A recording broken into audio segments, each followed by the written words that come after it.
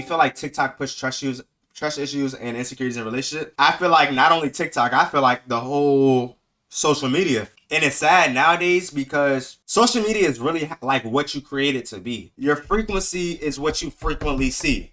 Meaning, whatever you see, you'll believe. And whatever you believe is what's going to continue to happen. So when I was single, I was engaging into the single shark, having a roster, or not finding a girl that like me. And then when you like certain shit, it's going to keep popping up on your feed. And then we have to understand that in life, bro, like our beliefs is our reality. Like what we believe is going to be true to us.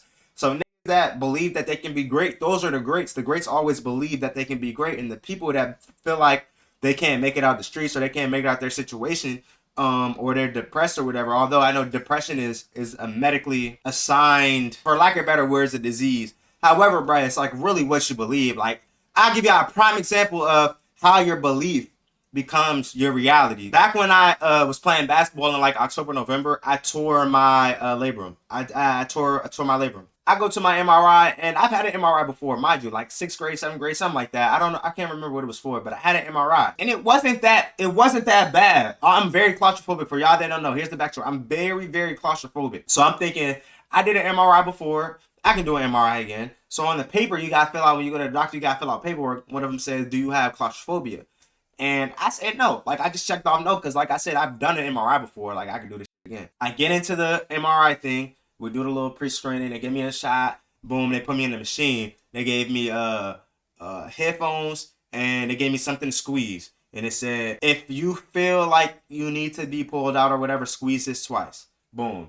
Bruh, I get in there. Here's my thought process. I'm about to go in there and go to sleep, right? I'm finna go in there, close my eyes. I'm not finna open my eyes in this low machine. I'm gonna go in there and I'm gonna take a nap, right? Boom. First 3 seconds.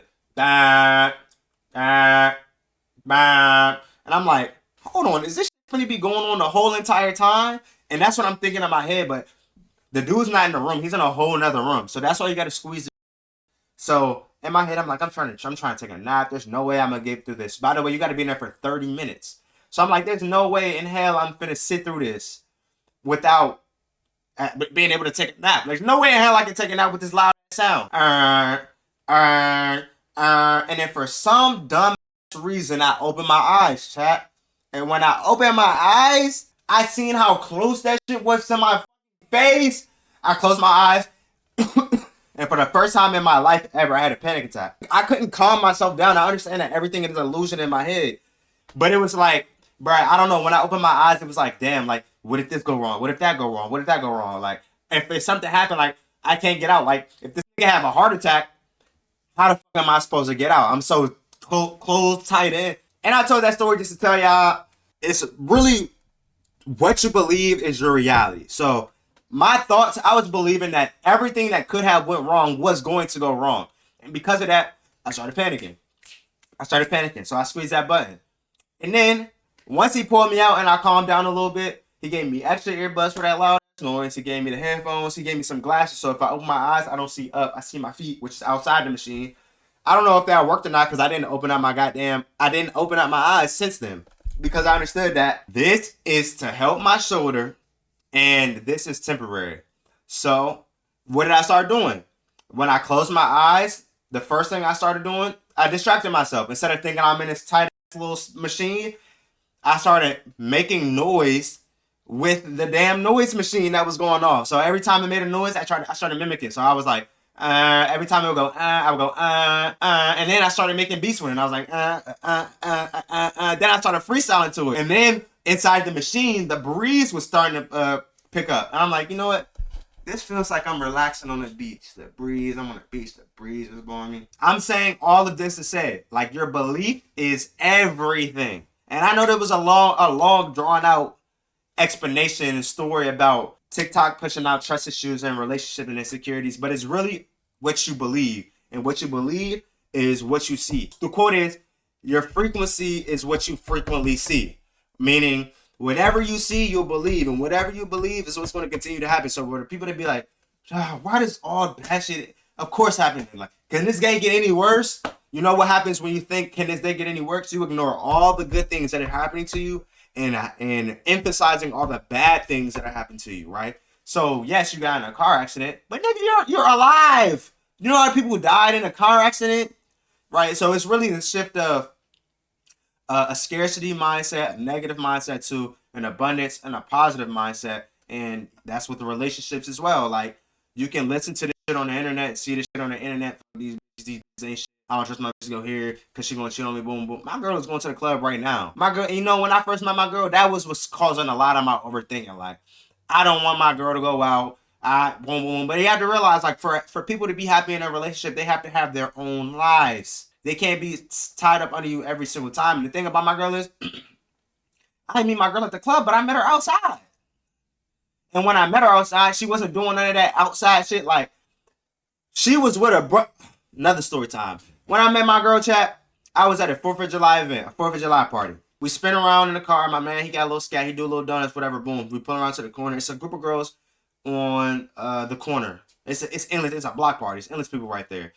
I was going to shark. Like I bought a Dom bottle, and that's chat. When you get to the age of drink, and that's what you partake in, trust me, a girl that drink is not gonna pass up a shot. That is the easiest icebreaker, bro. I promise you, that's the easiest icebreaker, and I knew that. So I hung out the window. I said, "Y'all want a shot?"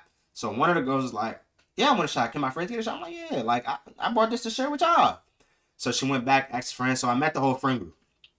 Then I'm making small talk, cause my job, I'm giving a shot, but I ain't shooting my shot. I'm giving a shot to break the ice. Like let me feel the vibe. Like I understand at this point in my life, like I'm not chasing nothing. Like I'm attracting that wolf with me, and that's exactly what we're gonna talk about in a little bit.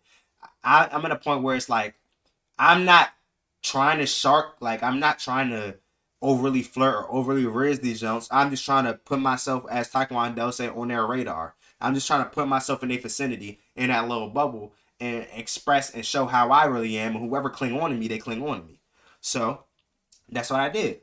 Shot, boom, and I'm a young, handsome man, and they young too. Of course, they're gonna cling on to the handsome man who bought the shot, and I'm chilling. I'm not overly sharking. I'm not shooting. I'm literally making small convo like, what's y'all names or y'all from? Y'all go to school? I used to go to school at boom boom. Like one girl's super drunk. She all up on me.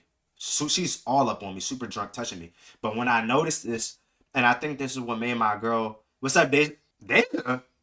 What the fuck? Everybody say, hey, Dave. That's my cousin.